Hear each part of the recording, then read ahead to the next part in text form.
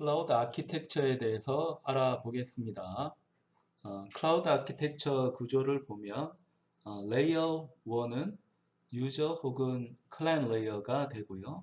레이어 2는 네트워크 레이어, 레이어 3는 클라우드 매니지먼트 레이어, 레이어 4는 하드웨어 리소스 레이어와 같은 4개 계층으로 보통 구분을 짓습니다.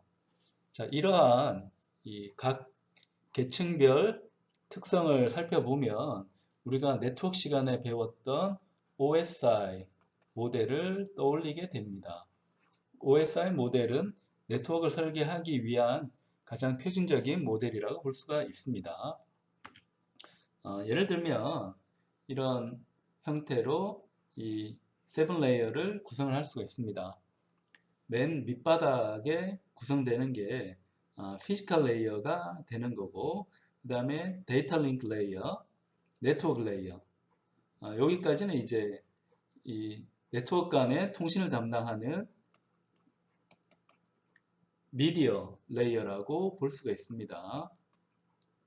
그 위에 이제 트랜스포트 레이어, 세션 레이어, 프레젠테이션 레이어, 애플리케이션 레이어와 같은 이제 호스트 간의 통신을 담당하는 이 호스트 레이어에 대한 이야기가 이제 들어 있습니다. 그러니까 이러한 구조를 바탕으로 해서 클라우드 아키텍처를 우리가 이해할 수가 있습니다. 보통 우리가 이 OSI 모델에서 가장 밑바닥에 있는 계층은 물리 계층이라고 하는 피지컬 레이어 혹은 약자로 파이 레이어라고 이야기를 합니다. 물리 계층은 말 그대로 네트워크 통신이 이루어질 수 있도록 구현되는 이 물리적인 구조물들, 쉽게 말하면 하드웨어라고 볼 수가 있는 거죠. 이 피지컬 레이어 위에 데이터 링크 레이어가 올라갑니다. 데이터 링크 레이어는 이 데이터를 보내기 위한 틀인 프레임.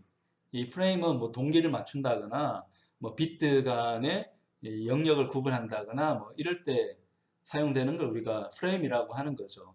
그러니까 프레임별로 데이터가 안정적으로 교환될 수 있도록 구성된 영역이 데이터 링크 레이어가 됩니다. 예를 들면 이더넷이라든지 뭐 PPP, 포인트 포인트 프로토콜이라고 하는 이 이더넷이나 PPP 이런 것들이 데이터 링크라고 볼 수가 있는 거고요. 네트워크 쪽으로 가게 되면 이 각 네트워크들이 이제 구조화가 되어야지 다양한 노드끼리 통신이 되기 때문에 내가 만든 이 데이터가 어디로 갈지를 정해주는 패킷이 필요합니다. 그러니까 패킷이라고 하는 것은 목적지를 꼬리표로 붙인 데이터라고 볼 수 있는 거죠. 프레임을 모아서 패킷을 만들어주고 이 패킷의 꼬리표, 보통 이제 IP를 붙이니까 IP를 붙여서 보내게 됩니다. 그러면 이러한 데이터는 트랜스포트를 거쳐서 애플리케이션까지 전달되는 형태로 이 네트워크가 구성되어져 있습니다. 이 네트워크를 구성을 할 때 OSI 모델을 기본적으로 보통 이제 사용을 하는 거고, 이 OSI 모델이 필요한 이유는 애플리케이션에서 데이터를 교환하는 부분을 좀 더 체계적으로 보고자 하는 겁니다. 엔드 유저 입장에서는 이 OSI 모델이 보이진 않죠. 내가 보는 거는 애플리케이션에서 데이터를 주고받는 모습만 보이게 됩니다. 하지만 어떤 소프트웨어든지 하드웨어적인 기반이 없다고 하면 존재할 수가 없는 거죠. 그래서 우리가 단순한 사용자, 엔드 유저 입장에서만 본다면 애플리케이션 레이어만 우리가 공부하면 되겠지만, 우리가 더 많은 일을 하고 그걸 위해서 더 많은 이해를 쌓아간다고 하면 애플리케이션에서 사용하는 데이터가 어디서 어떻게 왔는지를 충실히 이해를 할 필요가 있습니다. 그러니까 그러한 사고를 위해서 우리 개념화를 도와주는 훌륭한 모델이 OSI 모델이라고 볼 수가 있습니다.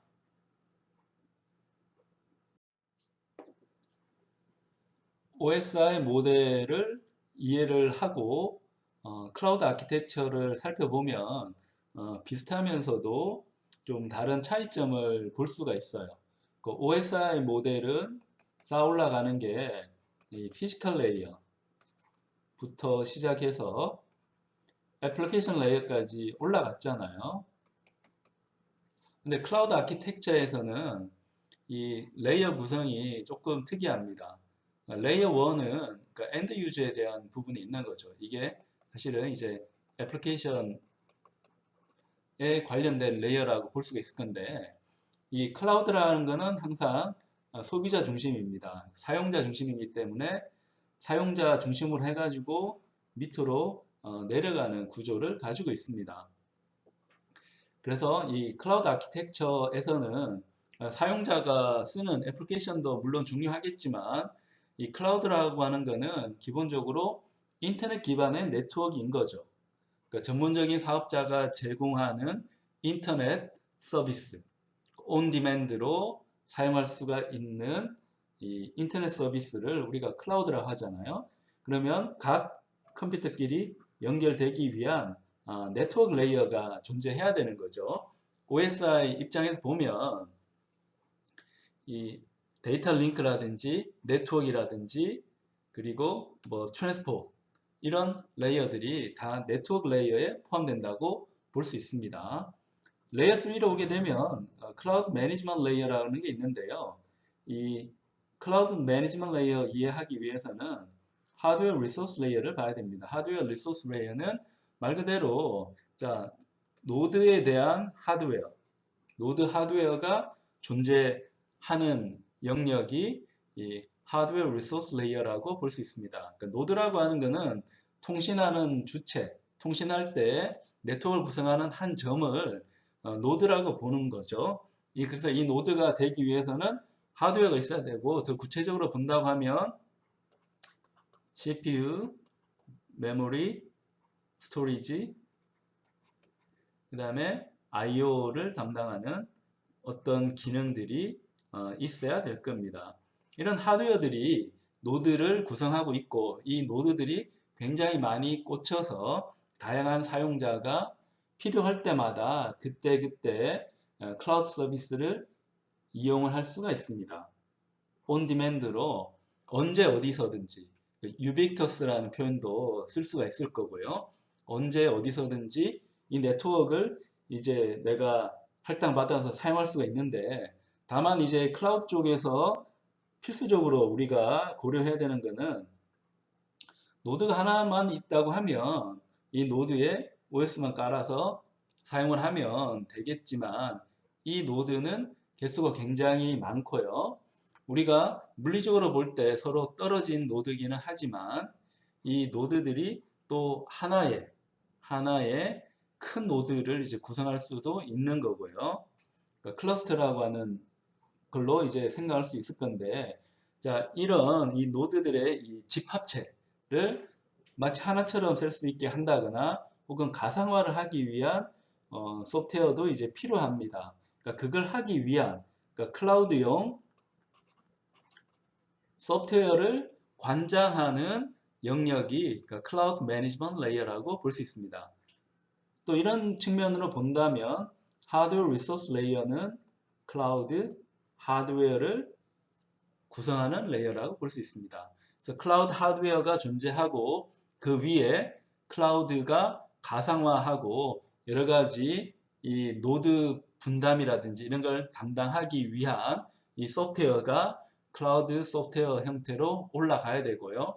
그러니까 그걸 바탕으로 해서 내가 작은 리소스를 가진 노드일 수도 있고 굉장히 큰 리소스를 가진 노드일 수 있는데, 어쨌건 이런 노드들이 가상화를 통해서 이제 한 점으로, 네트워크상의 한 점으로 취급될 수 있고요. 이런 네트워크상의 한 점인 노드들이 서로 통신할 수 있도록 네트워크 레이어가 구성이 되어야 됩니다. 그러면 그 네트워크 레이어를 바탕으로 해서 사용자는 애플리케이션을 활용해서 다양한 클라우드 서비스를 얻을 수가 있는 겁니다. 구체적으로 유저 앤 클라이언트 레이어에 대해서 알아보겠습니다. 클라우드의 사용자는 모두 다 유저 레이어에 존재한다고 생각하면 됩니다. 그래서 이 유저 레이어에는 다양한 사용자가 존재합니다. 이 사용자는 이 유저 레이어에서 하는 역할은 이 클라우드 접속해서 클라우드 서비스를 받고자 하는 게 목적이죠. 그래서 클라우드 서비스를 쓸 때는 항상 클라이언트가 유저가 이 클라우드 연결을 초기화를 합니다. 자, 초기화해서 접속할 수 있는데 이 클라우드의 중요한 관점 중에 하나가 유비터스라는 게 있죠. 그러니까 언제 어디서나 어떤 때든 접속할 수 있어야 되기 때문에 이 유저 레이어에서는 다양한 클라이언트 디바이스를 지원을 해 줘야 됩니다. 그래서 이 C 클라이언트라는 개념도 있고요. 그 다음에 C 클라이언트라는 개념도 있습니다. 그리고 모바일 디바이스도 있을 수가 있고요. 다양한 클라이언트 디바이스를 이용해 가지고 클라우드 서비스에 접근을 하는 거죠. 그러니까 모바일 디바이스는 뭐 스마트폰, 태블릿 뭐 이런 장치라고 생각하면 굉장히 쉬울 것 같고요. C 클라이언트는 두꺼운 이 두꺼운 고객이라고 하면 조금 애매할 수 있는데 그러니까 특별한 게 아니고 이 자체적으로 클라우드 접속이 가능하면 C 클라이언트가 됩니다. 자, 자체적인 클라우드 접근이 가능하면 C 클라이언트라고 부르고요. 대부분의 PC, 노트북은 전부 다 C 클라이언트가 됩니다. 반대로 생각하면 되겠죠. 그러니까 C 클라이언트라고 하는 거는 C 클라이언트의 이제 반대니까 C 클라이언트는 클라우드 접속은 되는데 기능이 부실하다거나 아니면 독립적인 접속이 되지 않거나 이런 경우는 C 클라이언트라고 합니다. 그러니까 IoT, 사물 인터넷에 속한 대부분의 디바이스는 C 클라이언트가 되겠죠. 근데 이 클라우드 아키텍처에서 요구하고 있는 바는 클라이언트 레이어 혹은 유저 레이어에서는 다양한 디바이스를 제공을 해줘야 되는 거고 특히 C 클라이언트를 지원을 꼭 해줘야 된다는 요소가 있습니다. 자, 그래서 이 클라우드 서비스를 이제 활용하기 위해서는 유저는 애플리케이션을 활용을 하겠죠. 클라우드를 위해서 직접적으로 사용되는 애플리케이션은 클라우드 앱이라고 부릅니다. 이 클라우드 앱은 겉으로 보기에는 웹 애플리케이션하고 동일하게 보입니다. 쉽게 말하면 내가 클라우드 서비스를 사용하고자 할 때 웹브라우저를 이용해 가지고 다양한 서비스를 사용할 수 있다라고 하는 거죠. 근데 이 클라우드 앱은 이런 측면만 있는 게 아니고 클라우드에서는 인프라스트럭처까지도 내가 할당을 받아서 활용할 수 있기 때문에 그 간단한 웹 애플리케이션이라고 생각하는 것보다는 훨씬 더 큰 개념을 클라우드 애플리케이션이 가지고 있습니다. 다시 말하면 유저가 이 클라우드 서비스를 어떤 종류의 서비스를 활용하는가에 따라 가지고 클라우드 애플리케이션의 특성은 다양하게 달라질 수가 있습니다. 하드웨어 제어부터 시작해서 운영체제의 변경, 가상화, 그리고 더 높은 수준에서는 이 클라우드가 제공하는 애플리케이션, 이메일이나 캘린더 같은 애플리케이션을 사용하는 것도 클라우드 앱의 속성이라고 볼 수 있습니다. 이와 같이 클라우드 애플리케이션은 굉장히 폭넓은 이 응용 범위를 가지고 있고 그리고 사용자 편의를 제공하기 위해서 기본적으로 클라우드 애플리케이션은 웹 애플리케이션을 기반으로 해서 설계가 된다고 기억을 하면 됩니다.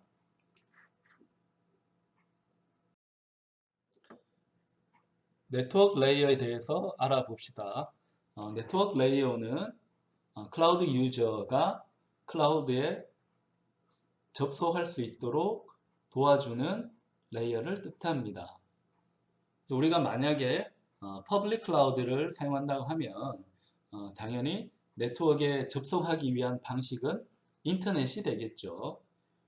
그래서 전 세계 컴퓨터를 하나의 네트워크로 아우르는 개념이 인터넷이라고 하는 건데, 우리가 인터넷을 네트워크 레이어에 사용하게 되면 이 클라우드의 중요 속성 중 하나인 ubiquitous, 그러니까 anytime, anywhere, 언제 어디서든 클라우드에 접속 가능하다라고 하는 이런 목표를 쉽게 달성할 수가 있는 거죠. 그래서 이 인터넷이라고 하는 것은 클라우드의 중요한 요소가 되는 거고요. 근데 거꾸로 이제 프라이빗 클라우드는 어떤 특정 위치에서만 이제 사용되기 때문에 이 프라이빗 클라우드는 인터넷에 접근할 필요가 전혀 없습니다.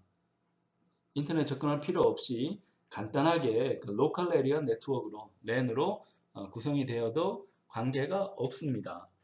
그래서 이 프라이빗 클라우드의 커넥티비티, 그러니까 접속 방식은 보통 랜이라고 이제 구성을 생각을 하면 됩니다. 그래서 프라이빗 클라우드에는 랜을 사용하고 퍼블릭 클라우드에는 인터넷을 사용한다라고 생각을 하면 되고요. 그래서 우리가 뭐 당연하다고 알 수 있는 것처럼 이 클라우드가 이 서비스를 이 사용자 요구사항에 따라 가지고 정상적으로 하기 위해서는 반드시 이제 네트워크가 있어야 되는 거고, 다시 말하면 이 클라우드는 이 네트워크에 종속이 된다고 생각할 수가 있습니다. 그리고 우리가 퍼블릭 클라우드에 접근을 하든 프라이빗 클라우드에 접근을 하든 이 유저는 굉장히 많은 밴드위스를 사용할 수는 없습니다. 왜냐하면 여러 사람이 네트워크에서는 함께 사용하기 때문에 유저의 밴드위스는 가능하다면 최대한도로 줄여야 됩니다. 줄여야지 클라우드 서비스가 원활하게 구성이 될 수가 있습니다. 그래서 anytime, anywhere, 그러니까 anyone, 이 모든 것을 다 충족시켜 주려고 하면 네트워크 용량이 굉장히 크다고 하면 가능하겠지만 현실에서는 언제나 네트워크 용량은 부족합니다. 그래서 유저가 클라우드에 접근하는 할 때 사용하는 밴드위스는 보통 클라우드 서비스 프로바이더가 조정을 합니다. 조정을 해서 클라우드 서비스가 원활하게 이루어질 수 있도록 해주고 있습니다. 그리고 네트워크 레이어에서 우리가 좀 조심스럽게 봐야 되는 부분은 이 SLA라고 하는 서비스 레벨 어그리먼트, 서비스 수준에 대한 동의서, 뭐 계약서가 되는 거죠. 내가 유저가 이 클라우드 서비스를 사용할 때, 자, 이 클라우드 서비스의 품질 보장을 어느 정도로 해 줄 거냐 하는 부분이 SLA라고 하는 건데, 간단하게 생각하면 이 네트워크 레이어에 SLA가 연동되어 있다고 생각할 수가 있는데, 우리 예상하고 다르게 SLA는 여기랑 연동되지 않습니다. 왜냐하면 자, 유저가 있고 내가 클라우드에 접근을 합니다. 자, 클라우드에 접근하는데 일단 클라우드에 접근할 때 예를 들어 인터넷을 쓴다고 하면 그 인터넷에 대한 관리는 클라우드 사업자가 하는 것은 아닙니다. 이 회사 혹은 어떤 기관이 약속한 그 인터넷 접근을 위한 그 기능을 해주는 회사가 따로 있죠. ISP라고 하는 인터넷 서비스 프로바이더가 이 클라우드에 접근하는 그 품질을 보장을 하는 거지, 이 클라우드 업체가 그 부분을 보장하지는 않습니다. 그래서 클라우드 업체가 SLA를 보장하는 부분은 자, 유저가 클라우드에 있는 이 서비스 프로바이더, 이 사람이 제공하는 여러 서비스를 사용할 때, 자, 이 서비스에 문제가 생기면 SLA 위반이 되니까 뭐 벌금을 문다거나 뭐 돈을 돌려준다거나 뭐 이런 게 있겠지만, 네트워크 레이어는 사용자가 클라우드에 접속하는 영역이기 때문에 이 부분은 다른 사업자가 이제 책임을 져야 된다는 거. 그러니까 그 부분을 우리가 꼭 이해를 해야 됩니다. 이런 방식으로 생각을 하면 당연히 클라우드 서비스에 대한 SLA는 네트워크 레이어하고는 관계가 없는 부분이구나 라고 이해할 수 있습니다. 클라우드 매니지먼트 레이어는 간단하게 클라우드 소프트웨어라고 생각을 할 수가 있습니다. 이 클라우드 매니지먼트 레이어는 당연하겠지만 소프트웨어를 가지고 있습니다. 이 소프트웨어를 이용해서 이 클라우드의 운영을 자동화를 시키고 있습니다. 그래서 소프트웨어의 가장 핵심적인 부분은 클라우드 운영체제, 클라우드 OS라고 볼 수 있습니다. 우리가 OS의 목적을 한번 봅시다. 일반 PC에서도 OS의 역할은 하드웨어하고 소프트웨어, 여기서 말하는 소프트웨어는 보통 앱을 말합니다. 앱 간의 관리를 담당하는 게 운영체제가 됩니다. 운영체제는 하드웨어를 추상화해서 소프트웨어 애플리케이션이 쉽게 사용할 수 있도록 하고 소프트웨어 애플리케이션 필요한 자원을 하드웨어로부터 할당을 받아서 효과적으로 애플리케이션에게 배분을 해 줍니다. 그리고 이벤트가 발생했을 경우에 이벤트가 어떤 순서대로 실행이 돼야 되는지 이벤트 스케줄링까지 운영체제가 담당하고 있습니다. 비슷한 역할이 클라우드 운영체제에도 부과된다고 볼 수 있습니다. 클라우드 운영체제는 리소스 매니지먼트, 자원 관리죠. 자원 관리가 필요하고 클라우드에 대한 최적화, 클라우드 옵티미제이션이 필요하고 또 내부적으로는 클라우드 거버넌스라고 하는 그러니까 클라우드에 대한 종합 관리 부분도 클라우드 운영체제가 담당하고 있습니다. 그래서 클라우드 리소스에서는 이 클라우드는 여러 사람이 지금 함께 사용하고 있기 때문에 이 클라우드에 대한 자원을 효과적으로 관리를 해줘야 됩니다.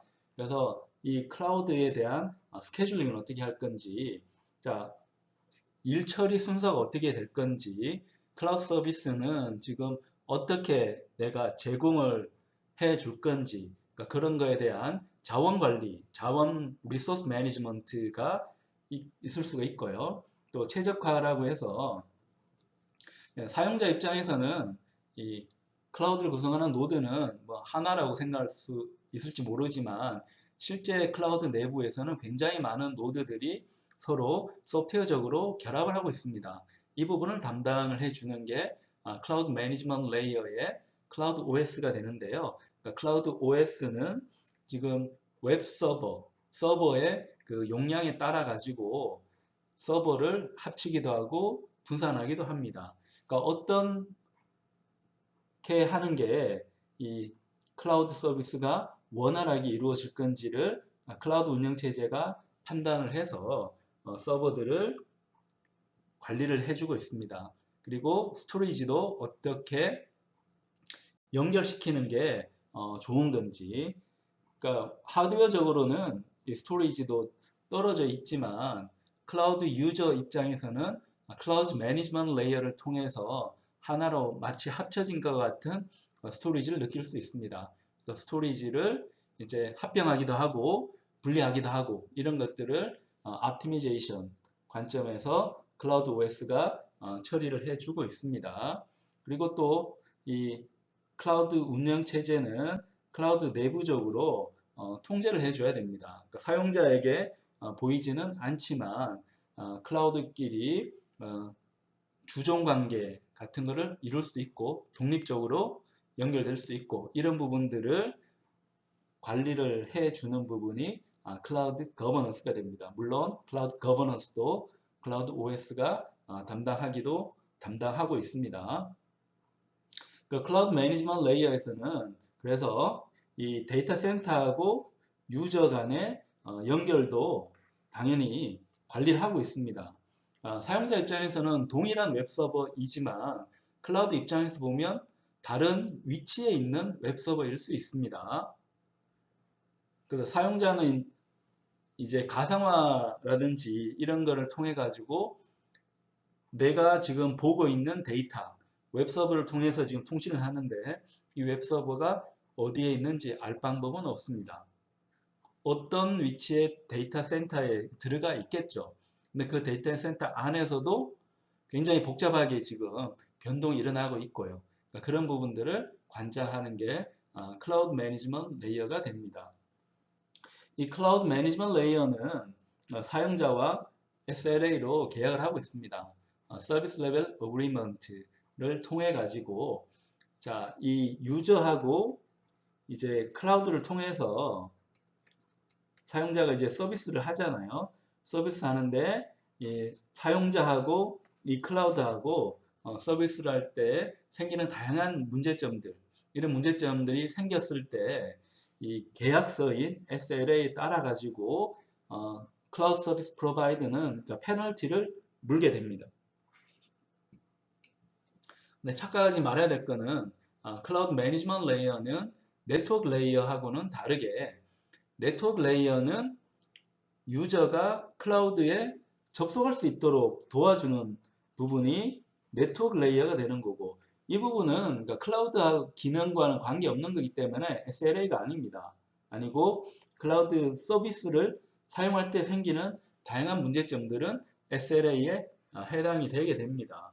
예를 들면 이 클라우드 서비스 프로바이더가 이제 제공해주는 뭐 여러 서비스가 있는데, 이 서비스에 딜레이가 생긴다거나 그 다음에 뭔가 결함이 생긴다거나 해가지고 사용자가 피해보는 부분에 대해서는 SLA를 통해서 페널티를 서비스 클라우드 서비스 프로바이더가 이제 물게 됩니다. 물게 되고, 당연히 이제 퍼블릭 클라우드에는 실시간으로 이 SLA가 있기 때문에 잘 되는지 못 되는지 따라 가지고 SLA에 따라서 뭐 페널티를 물게 되겠죠. 아마존이나 마이크로소프트 같은 회사들이 이제 물게 되는 거고요. 프라이빗 클라우드에는 이제 자체적으로 구축을 했기 때문에 SLA가 보통은 없다고 생각할 수는 있겠지만, 내가 아니고 다른 사람이 프라이빗 클라우드를 이제 구축했다고 하면 그러니까 구축된 그 결과물에 대해서도 SLA를 만들어서 서로 이제 바이올레이션이 있을 경우에 페널티를 물도록 할 수도 있습니다. 하드웨어 리소스 레이어는 클라우드 서비스에서는 가장 중요한 계층이라고 볼 수 있습니다.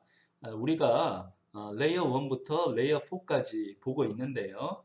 가장 마지막에 있는 레이어가 하드웨어 리소스 레이어가 됩니다. 그래서 이 하드웨어 리소스 레이어는 하드웨어 그 자체, 클라우드 하드웨어 그 자체라고 볼 수가 있습니다. 보통 이제 큰 규모의 클라우드 서비스 프로바이더라고 하면 자체 데이터 센터를 가지고 있죠. 그래서 유저 입장에서 봤을 때 백엔드에 있는 하드웨어는 데이터 센터가 됩니다. 물론 이 데이터 센터 안에도 굉장히 많은 노드들이 있고, 노드들의 집합체인 클러스터도 여러 군데 있기 때문에 이 그냥 데이터 센터라고 해서는 어떤 서버를 통해서 데이터를 교환하고 있는지 특정하는 것은 어렵습니다. 그만큼 데이터 센터는 굉장히 크다고 볼 수 있겠죠. 그래서 이 데이터 센터 안에는 서로 복잡하게 연결된 하드웨어 노드가 굉장히 많이 있습니다. 굉장히 많이 있어서 자, 이런 이제 하드웨어 노드들을 이 클라우드 관점에서 잘 연결시키기 위해서는 하이스피드 네트워크가 있어야 되겠고요. 그 다음에 이 네트워크를 통제하는 기능이 굉장히 효과적인 알고리즘으로 이제 구성이 되어 있어야 됩니다.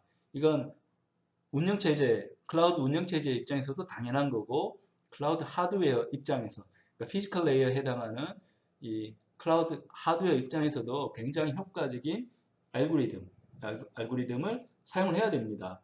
그러니까 이런 부분들을 굉장히 이제 신경 쓰는 이유는 뭔가 하면, 유저는 돈을 내고 이 클라우드 서비스를 사용을 하고 있습니다. 그 클라우드 서비스를 사용하고 있는데, 이 클라우드 서비스가 문제가 된다고 하면 그냥 미안하다고 하고 넘어가는 게 아니고 SLA가 있기 때문에 서비스 레벨 어그리먼트가 있기 때문에 여기에 따라 가지고 서비스 프로바이더는 반드시 페널티를 물게 되어 있습니다. 근데 우리가 간단하게 생각하더라도 이 클라우드에서 생기는 대부분의 문제는 우리가 앞에 봤던 레벨 3에 해당하는 클라우드 매니지먼트 레이어하고 관련되는 부분보다는 레이어 4에 해당하는 하드웨어 리소스 레이어일 가능성이 훨씬 더 큽니다.